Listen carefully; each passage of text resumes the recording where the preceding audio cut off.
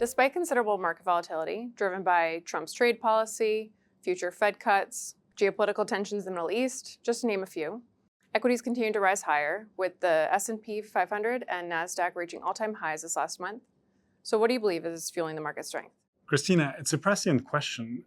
And those viewers that know us will know when it comes to predicting the future or interpreting short-term market fluctuations, we tend to say the crystal ball is foggy at best. I will say this though. If somebody had come to me in January and told me, one, the war in Ukraine will continue to wage on. Second, the Trump administration will start a global trade war, alienating allies all over the world. Third, the US bombing nuclear facilities in Iran. And fourth, throughout all of this, the Fed not cutting interest rates. I would have not predicted that US markets are up year to date. Now, it's probably a combination of the AI euphoria going on. Keep in mind, the four hyperscalers combined are spending about $600 billion in CapEx this year. Then the US economy continues to perform quite strongly, although we are seeing some deterioration in sentiment. And lastly, I think there's some complacency in the market about the looming tariff disruptions. There's sort of a sentiment of the can will be continuously kicked down the road. Now, importantly, the one prediction I think I would have gotten correct is that against this backdrop, our style of investing, which focuses on resilience, performed very well against the S&P and against the NASDAQ in this environment of heightened uncertainty. Now, you mentioned our style of investing. What risks or opportunities do you see arising from the latest US tariff proposals? So the 90-day extension is expiring today as we sit here.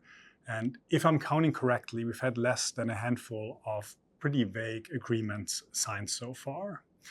And I think people seem to forget that as things stand today, the tariff rate will be in the low to mid-teens. That's the highest in 80 years, and it's awfully close to the smooth holidays. And being students of history here at First Eagle, we know that this wasn't a pretty period.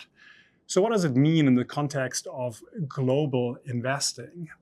You know, there's the saying that happiness is reality divided by expectations. And when I look at credit spreads or valuations as a proxy for expectations today, expectations in the US remain very elevated.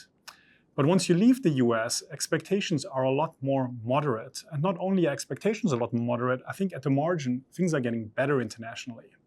Germany is engaging in some fiscal stimulus.